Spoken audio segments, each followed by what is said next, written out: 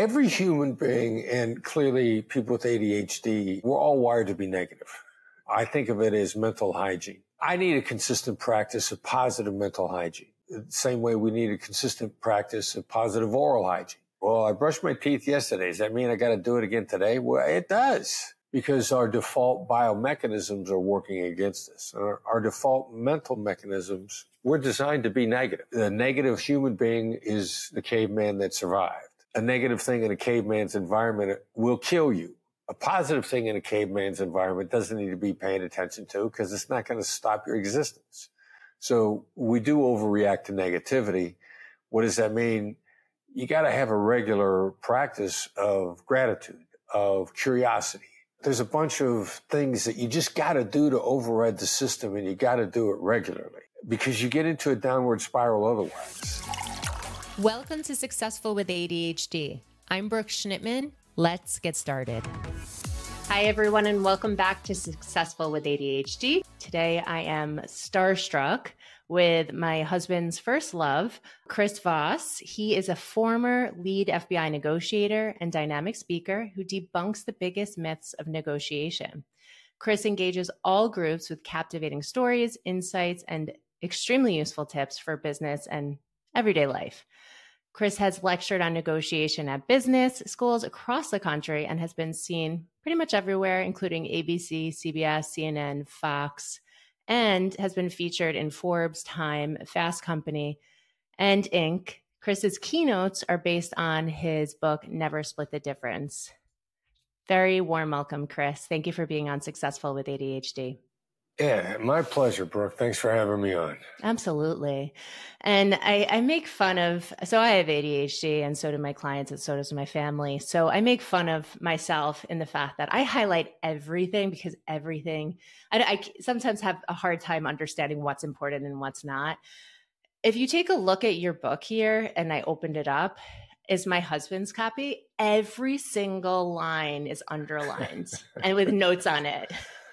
That's how valuable your book is. He just took endless notes. We both have listened and read it like 20 times. We've engaged in your Black Swan course. If you couldn't tell, we're huge fans. So again, huge thanks. So many people know you as an FBI negotiator, but you really are an expert communicator. Would you say that? Yeah, I mean, communicator, collaboration, that's what I think negotiation's about. And communication in terms of listening. And really listening, huh? Yeah, actually listening. And it was an executive I was talking to, I don't know, some months back, and he was saying how he and a fellow CEO they do a lot of business with, the two of them, where they're sitting there watching their people talk to each other. They're watching negotiations break down that they should be making. And he said, it's due to miscommunication. And I said, is it in miscommunication, is it because people aren't speaking clearly or because people aren't listening? And he says, no, it's people not listening. So I think the real key is to be actually listening, which takes some effort too. It's not that easy. You know, it's not easy to listen. It's not, especially when you don't necessarily agree with what the other person's saying, right? Or we want to jump to the answer because we feel like we know what they're getting at, but it's taking too long for them to get there. Right. Yeah, exactly. So what kind of strategies would you give someone, especially with ADHD? Because we have executive dysfunction. We daydream when people are talking to us. If we're not interested, we usually miss half of the conversation, if not more. We also have working memory issues. So if there's too much being said, it's hard for us to hold on to multi-steps. Yeah, I think, it's a supplemental stuff in the communication. Like there's a ratio that I like a lot. It's very unscientific, called 7:38:55. And a lot of people that communicate verbally for a living really believe it's a good ratio. And 7 plus 38 plus 55 equals 100. What it is that the communication comes across 7% in the words, 38% in the tone of voice, and 55% in the body language. Now, if all you're listening to is the words, everybody has the bandwidth to absorb just the words all by themselves. And I think that's why a lot of people, their minds wander, they multitask, because you can keep track of the words easily. The brain has, in very unscientific terms, the ability we speak at about 140 to 160 words a minute, and the brain can absorb 400 to 600 words per minute. So that leaves all this excess bandwidth if you're only paying attention to the words. But if you're looking at the whole alignment, if you're listening as much to the tone of voice and then kind of doing math in your head, does the tone match the words? How do you add focus, or how do you take that excess capacity and make it work together? You start doing a comparative in the conversation. Do the words and the tone and the body language match up? And if they do, awesome, like we're on track. But if they don't, then you ask yourself, all right, something must be behind this. Now what do you do? How do you catch somebody when you're lying? Everybody lies to some degree at some point in time. Catching somebody holding information back or not telling the truth is not the challenge. The challenge is getting them to tell you the truth. So when things don't add up, how do you get the person to talk about it, to bring it out? And it's often something just as simple as a label. Like, it seems like something just crossed your mind. If you're consistently trying to label someone in a conversation, that also brings your attention back down to them. It helps you add tone of voice and words together, and it helps you discover what's lurking beneath the surface that you're missing. And it's not always implied by what they're saying. So if you look at communication kind of as this game that you could play. And we love games with ADHD. Well, and that's the thing. Like I was going to say, my guess is not really being familiar with ADHD, but I would imagine, I would speculate, I would hypothesize that the ADHD community does love games because it's the opportunity. There's a lot of information and you got to pick up on all of it and try to add it all together. Communication could be the same kind of a game. How what's the words? What's the tone? What's the look on their face? What do I guess it means, as opposed to what do I wish it means, or what should it mean? Where should they be going? If it becomes a guessing game, then you have a tendency to be a little bit more absorbed by the communication and pay closer attention. Yeah, I love the gamifying piece, and that 55% is body language. I always thought, for whatever reason, that body language was 80%. And that so much can be said with body language. Well, it might be dependent upon the context. The 738-55 ratio is not a hard number. And what really is important is, if body language is 80%, there's still a 4-to-1 ratio to what's being said. So, the game is in the tone of voice and the body language. And then I would contend that, especially if you're in person, I think everybody has an actual physical energy. Yes. And I think some of that is communicated as well in person. And the real dilemma with Zoom is not that you're not seeing the person's whole body. We're seeing as much as we would be seeing if we were sitting at a conference table.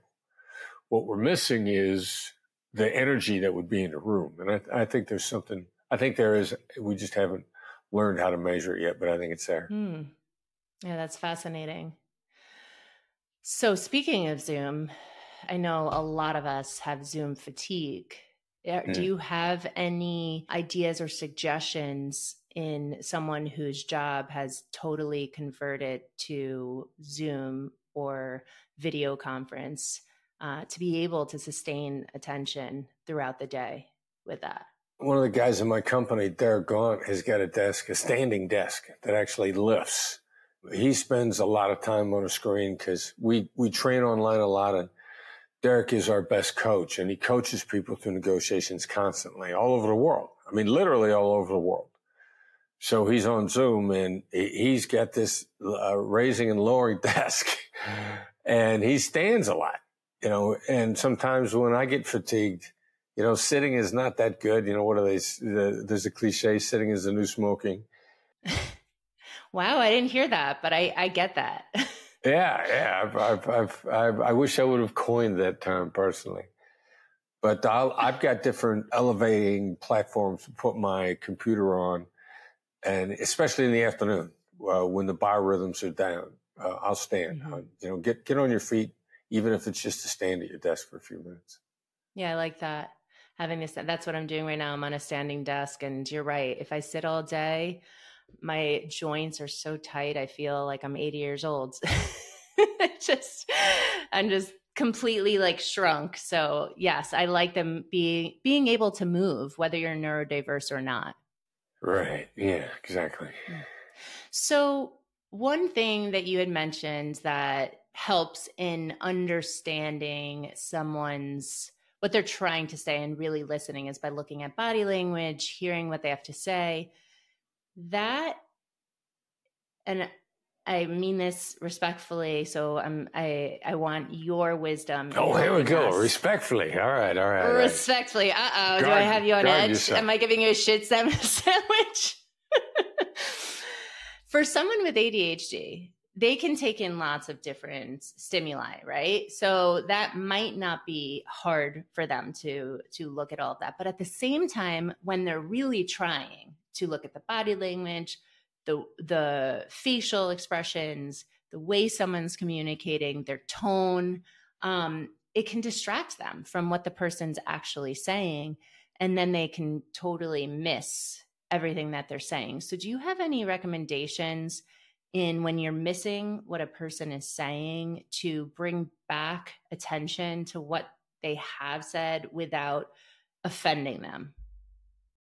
Yeah. One of our skills, which we refer to as the mirror, which is not the body language mirror, the hostage negotiator's mirror, the black swan's mirror, is just a repetition of 1 to 3-ish words. To be repeating one word, could be up to 5. It's never really more than 5, because then you're getting into paraphrasing. And the mirror skill, when we teach it, is repeating the last 1 to 3 words, which if you're having trouble paying attention, you got distracted, you could probably pull up out of the dim recesses of your short-term memory the last 3 words that were just spoken. Now, what that does is it brings the conversation back to whatever you've mirrored. And it does so in a way where the person that's talking doesn't feel it's redundant.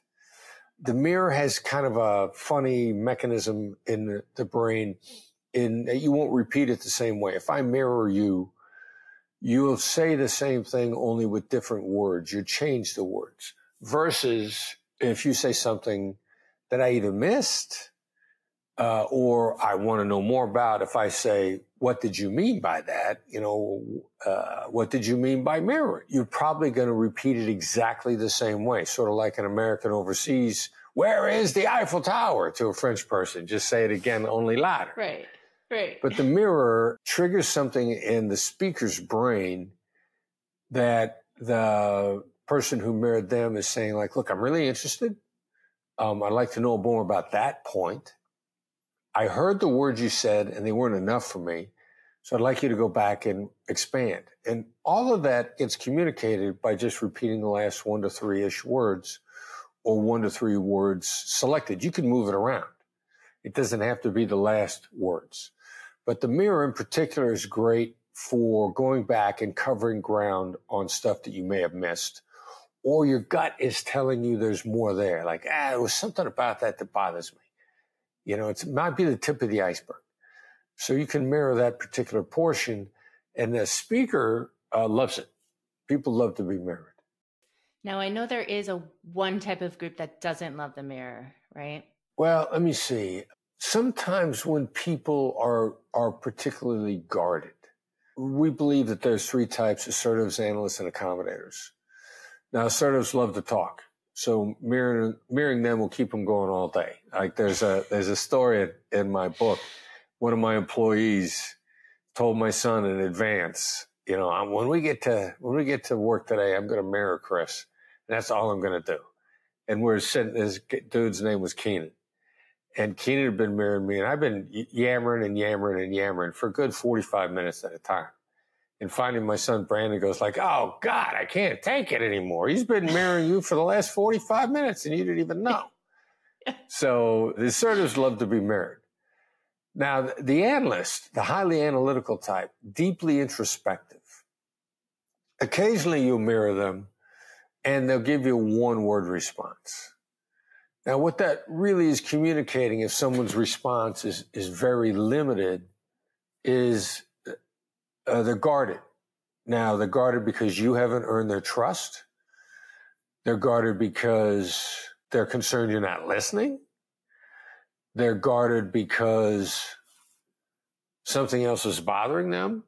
It's basically those three things. So when you mirror them, then you can shift over to a label. Simply, if I mirror you and you give me a one-word answer, I'll probably say, seems like I haven't earned your trust yet. Ooh, and that good. 1-2 combination is going to draw you out one way or another. If it's true, you're going to open up. If it's not true, you'll actually correct me. And that's another form of opening up. So if somebody doesn't like to be mirrored, then they're probably a little more desirous of being labeled, to being drawn out. And you just have to simply demonstrate that you're going to listen, and that you're not going to be the aha listener that catches them in a moment. Yeah, I like that a lot. My husband used that on me when we first met, and I must have been guarded and he didn't earn my trust yet. So I'm like, will you stop repeating back what I'm saying? Let's move on.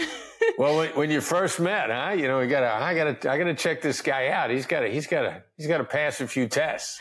Like, what is he doing? Exactly. You don't have my trust yet. We both come with baggage. Give me some time. Right. That's great. I love that. Of course, my memory is like all over the place right now. So I'm trying to remember what I was going to say when you were talking. That's all right. Anywho. I yammered on for an extensive period of time. I love it. I love it. I was really listening, so I can probably repeat back what you said, but I don't have the next thing.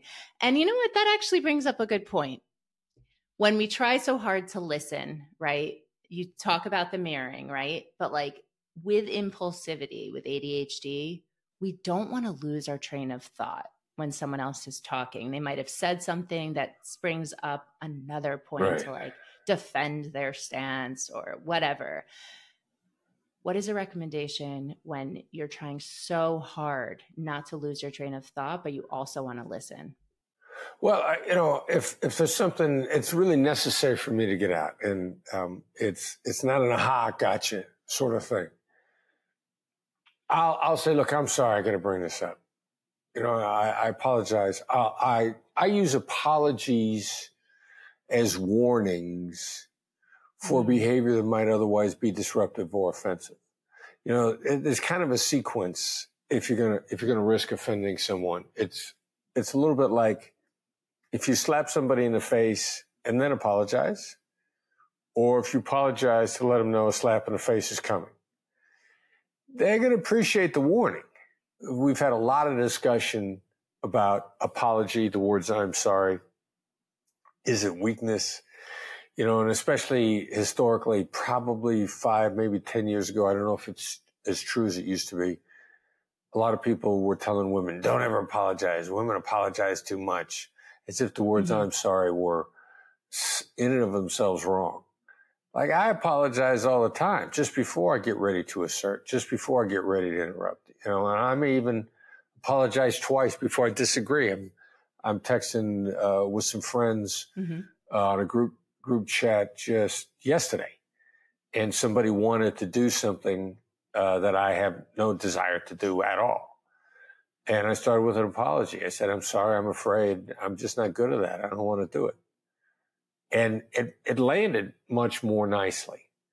So if I got something I got to say, I'm gonna open it up. Look, I'm sorry. I'm afraid I got to say something right now because I'm gonna lose my train of thought. And it'll be more acceptable. Yeah, I like how you're giving people permission to do that, because you're absolutely right. There was such a negative connotation for saying sorry, and with ADHD, we're people pleasers very often. So we are apologizing for like our mere existence.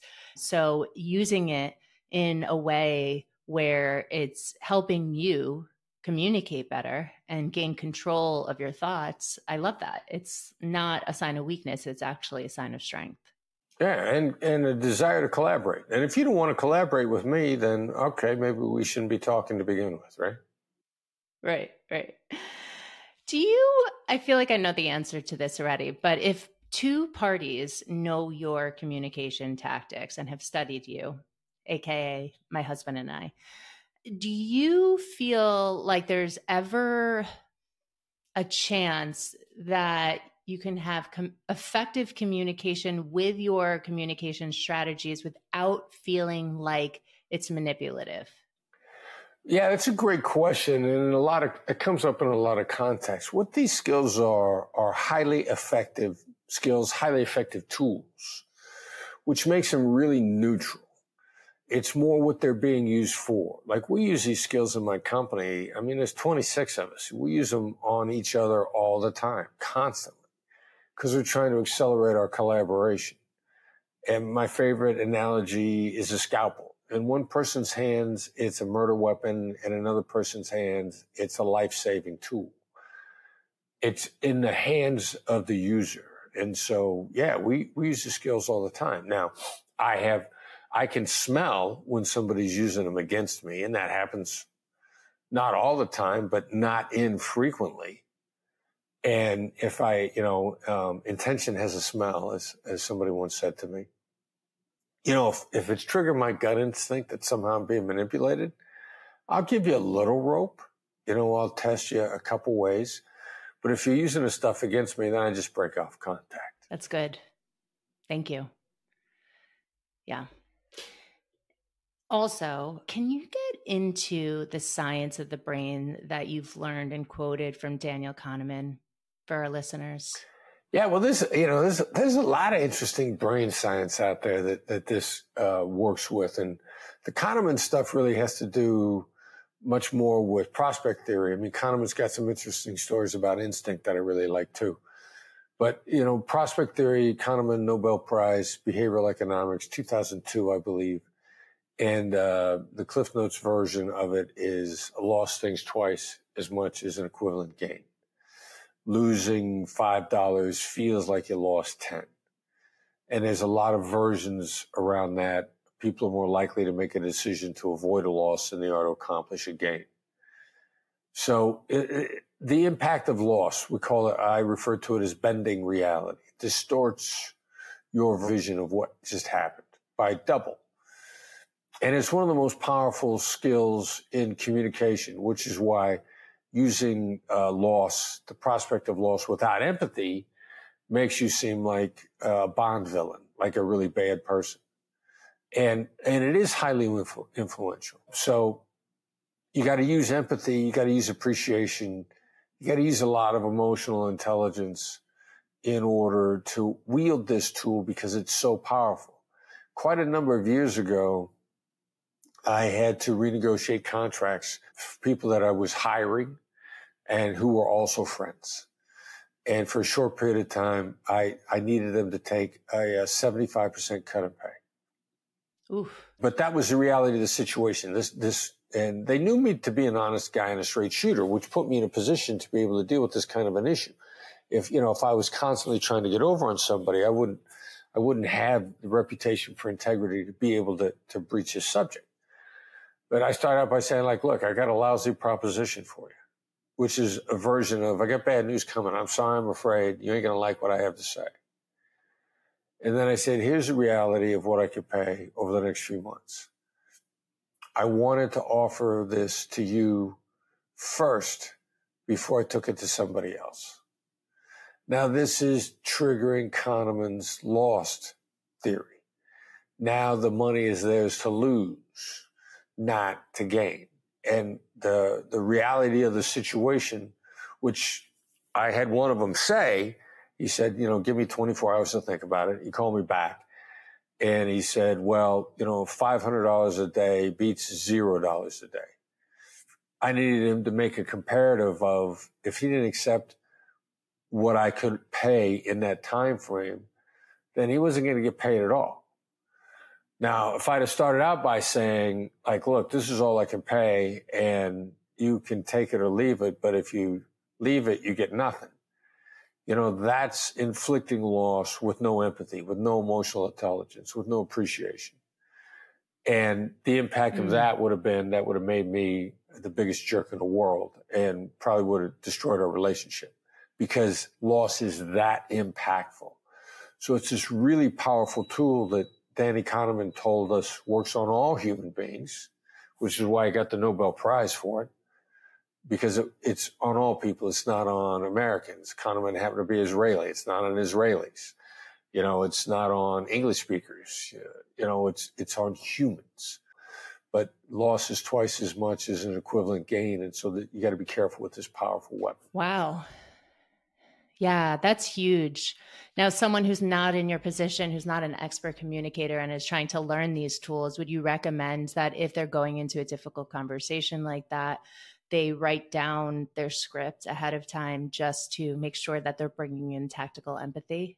Yeah, I think it's a great way to get yourself started. And if you're writing it down, to put a fine point on it, handwriting is always better than typing. I haven't seen any hard science before it, but some of the things I've heard I believe to be true. A friend of mine once said you retain 40% more if you handwrite than versus if you type. My theory is if you're typing, you've got 10 fingers, ideally if you can type with 10 fingers, that are multitasking. Each finger is engaged in a different task simultaneously, which is bad for the brain. But when you're handwriting, you've got all 5 digits on one hand focused on one thing. And I think that's one of the reasons why handwriting is more effective, because it forces your brain to concentrate. I've also found myself I memorize things better when I handwrite, and simultaneously, I have more creative ideas when I'm handwriting. I agree. I heard that as well, and I haven't seen the science either, that your working memory improves when you're writing something down, so you're more likely to retain it. A principal told me that once. Yeah. And I thought it through, and I'm like, all right, so I got all 5 digits working together. It's drawing more of my brain into the same place. To me, I mean, that's my reason why it works. Yeah.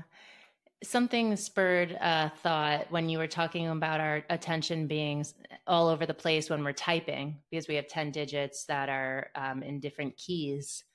Have you changed your approach in communication now compared to when you first started years ago? Because everyone's attention span has shortened. Yeah, I think so. I mean, I've always tried to listen really well. My biggest struggle is tone of voice. As a natural born assertive, if I don't watch it, the assertive's tone of voice is the tone that's pretty much always counterproductive.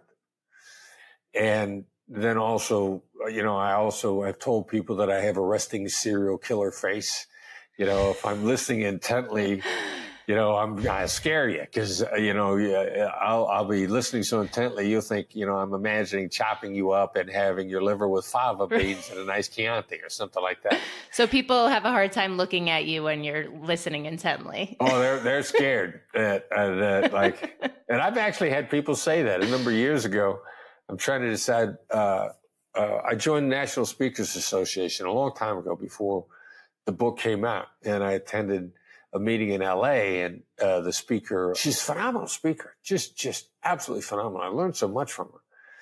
And it was a small group. There's probably only about 20 of us in a room, not a big room. And I came up to her afterwards, and when I got to know her, she's like, "Look, you scared me. I mean, the way you were looking at me when I was talking, I didn't know what you had in mind. Whether you want to kill me or what you want to do." Like, yeah, I know. I'm sorry. I got a serial killer face. Oh, that's funny. That's funny. My husband, he has a very serious look on him as well. So I'm always thinking that he's mad or agitated about something. He's like, "Well, yes, stop it. You're pissing me off." I'm listening. Come on, sweetheart. That's my look of love. Come on. Yes, exactly. Don't you see I'm smiling inside? No, I have no idea. Your face never changes. Yeah. And then he looks ridiculous when he actually tries to change his face. Like it looks goofy. Yeah, like it's painful, huh? Exactly. So another question, if you don't mind, accurate thinking, I know, is a strategy you teach in effective communication. And with ADHD, we very often have a hard time differentiating between story and fact because of our past negative experiences, trauma, rejection, shame. Do you have any strategies to help in understanding fact from story with accurate thinking?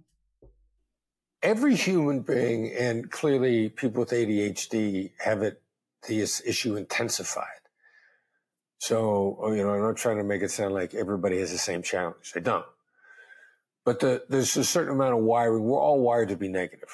I think of it as mental hygiene. I need a consistent practice of positive mental hygiene. The same way we need a consistent practice of positive oral hygiene, which means you got to brush your teeth twice a day. Well, I brushed my teeth yesterday. Does that mean I got to do it again today? Well, it does, because our default biomechanisms are working against us. Our default mental mechanisms, we're designed to be negative. The negative human being is the caveman that survived.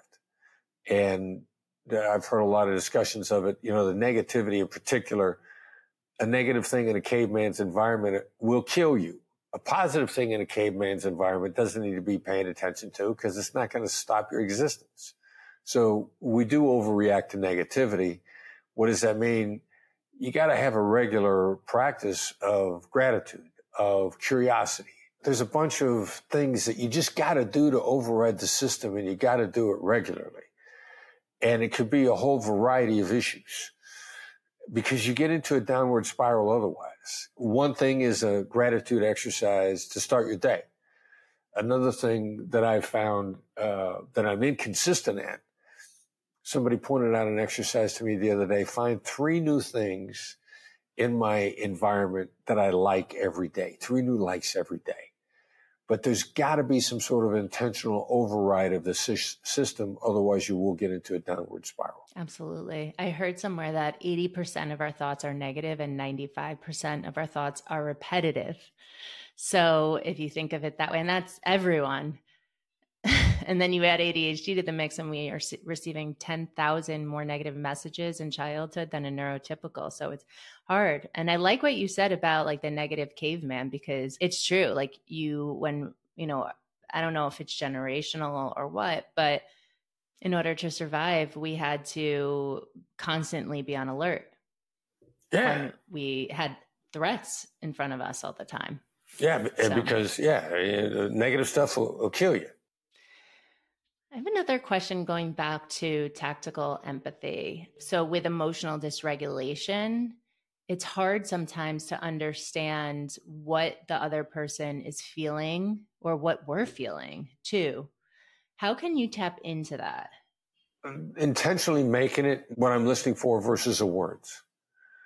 Like if I lay back and just kind of forget about what you're actually saying and focus on the emotions behind it, then pretty soon I'll know what you're going to say before you say it. Now, that sounds easy, and it's a lot harder to execute.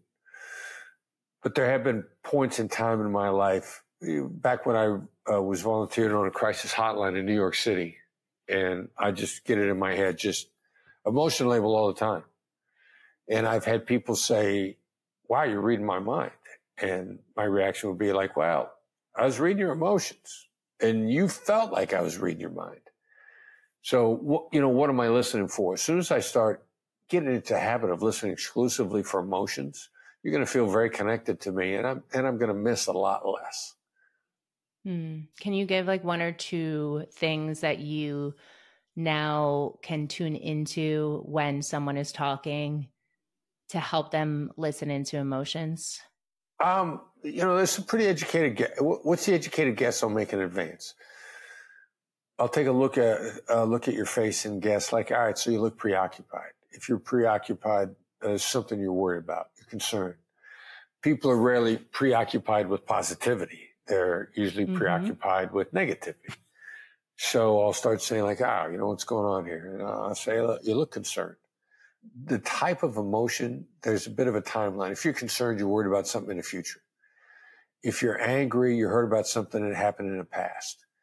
The type of emotion is going to tell me on a timeline in your existence. Is it in front of you or is it behind you? And then I'm going to start to get more clues as to what's going on, even pointing it out to you.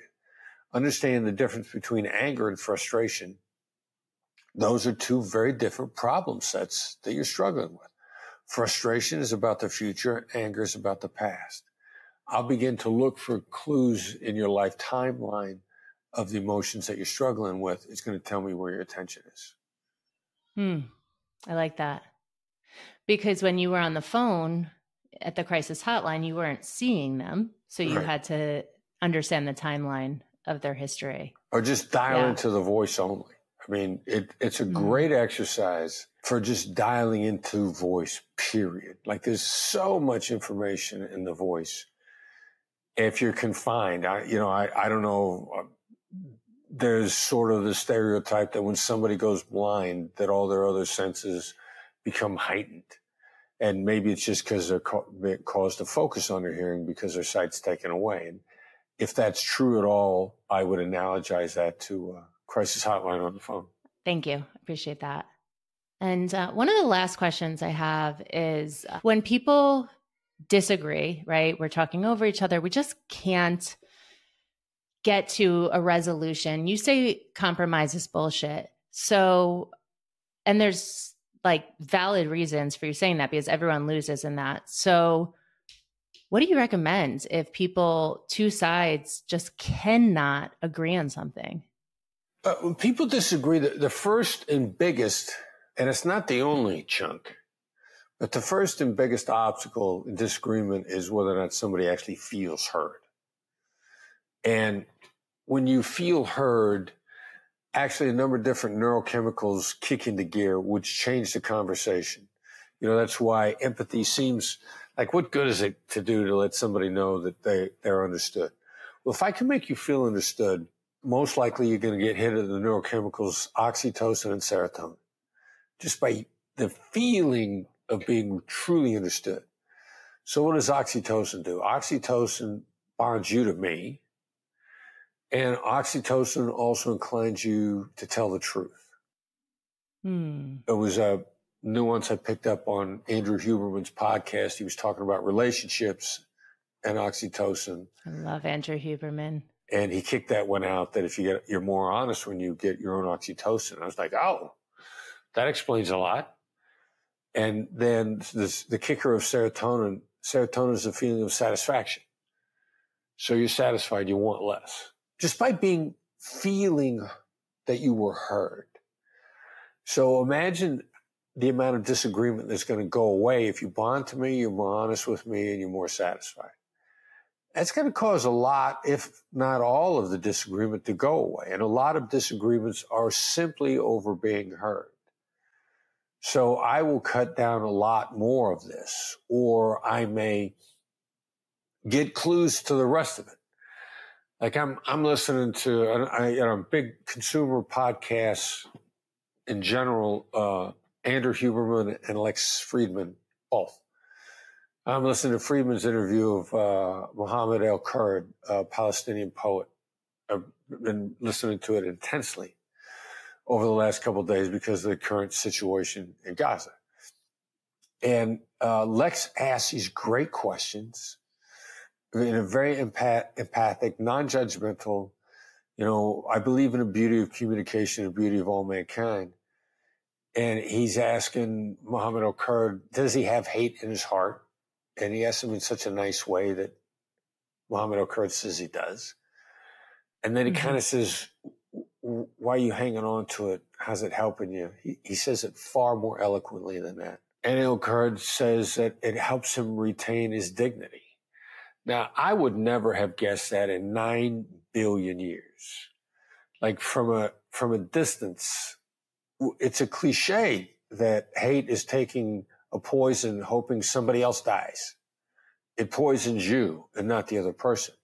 And I've always been mystified to some people's determination to hold on to hate. And when he said that, I thought, oh my God. Yes, of course. And that's why some people have such a horrific time letting go of it. And I thought, well, the next time I'm in a conversation, I'm going to have more an appreciation for the emotional driver over there, because as a human being, they're trying to hang on to their shreds of dignity, which now opens up another avenue of resolution and helps me appreciate even more the need to work to preserve the other side's dignity, or to even recognize that in a conversation. And nuances like that come from actually hearing somebody out. So there's a really good chance in an intractable disagreement, if you're really looking to hear somebody out, there are going to be clues to a whole new avenue of resolution that would never have occurred to you if you didn't step through a couple of the initial doors. That's fascinating. Yeah. And Lex Friedman is Jewish too. So, to be so empathetic and wise with his words about the war in Gaza, it's powerful. I saw him with Elon Musk too. That's a powerful interview as well. Yeah. Yeah. I'm a big Lex Friedman fan. I think, I love listening to his approach. Yeah. Just so calm. His tone of voice is calming. And he doesn't really give too much opinion. It's more just thoughts. What are your thoughts about this? Yeah. And good questions. Great questions. Agreed. And this is a side note to ADHD, but since you brought up Gaza, do you think that the world can ever not have war? I don't know that we're ever going to escape it entirely. Does that mean that I'm still not going to do as much as I could possibly do to deactivate as much of it as possible? And I personally am willing to accept fighting that losing battle. Everything that I can possibly do to impact, to increase empathy. The more we increase understanding, empathy is not agreement and empathy is not sympathy. Empathy is not compassion, although it's a compassionate thing to do. So the more that we can add just simple understanding of one another and respect will diminish war as much as we possibly can. Whether or not we can ever escape it, probably not. Let me just diminish it as much as possible.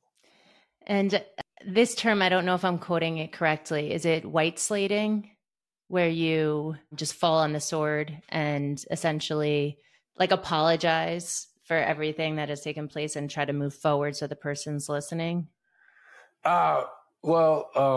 It's probably close to what you're talking about. And we've got a strategy called the accusations audit, which is me recognizing the accusations you either do, might, or will have against me, not admitting them, simply recognizing them and showing you that I'm not afraid of the negativity that you may think about me. And me and my team, we teach that to be very proactive with that. And we find it to be a great way to clear the air and to clear people's thinking. Yeah, we do that. My husband is in sales and marketing, and he taught me that strategy from you. And at the end of a sales call, to do the accusation audit, if they have time that they need to think about it or, whatever, to just make sure that they feel comfortable saying no. Yeah. And getting all that out. We're not judging them. Yeah, exactly. It's just getting it out in the air. It's kind of that simple.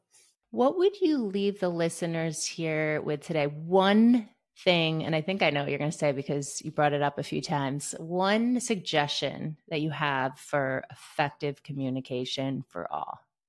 Look, just hear people out, make them feel that you heard them out. If you let somebody know and confirm to them that they've been heard, you're going to be astonished at how it will accelerate communication and collaboration. And it's not saying, I understand what you're saying. It's feeding back what you believe that understanding to be, articulating it. That's the only way somebody's going to feel heard, is if you check in and say, here's what I think you're saying. In any way, the more effort you seem to derail a conversation by taking the time out to make somebody feel heard, it's going to accelerate everything. Make people feel heard, and life is going to be a lot more pleasant. I love that. And thank you so much for coming on to Successful with ADHD. If anyone wants help with communication, negotiation, where can they find you? Yeah, well, the best kind of a two-step thing. Our website is blackswanltd.com, BLACKSWANLTD.com. There are no crazy silent consonants in there, And we put out a weekly newsletter, which is complimentary. It's free, but the most important thing about it is concise. So go to the website, click on the tab for the edge, which gives you, we believe, a communication edge. You sign up, you get it emailed to you on Tuesday morning, and you'll get a concise, actionable article every Tuesday morning that will take you no time to get through, 700 words-ish. And then plus, the Edge is a gateway to everything we have. We got a lot on the website, a lot of free stuff. And the Edge is the way to get there. So I would invite anyone that is interested in learning more to sign up for a newsletter. I agree with that. I get your newsletters. They're amazing. And after you realize how amazing they are, go buy his book, Never Split the Difference. When's your next one coming out? I don't know. We got a lot of other projects in a pipeline other than a book. So we just keep training and putting material out. Yeah, I hear that. Well, everything you put out there is gold. So I very much appreciate your time. Time is money and time is valuable. And thank you for listening and sharing your gold with our community here today. Pleasure was mine, Brooke. Thank you for having me on.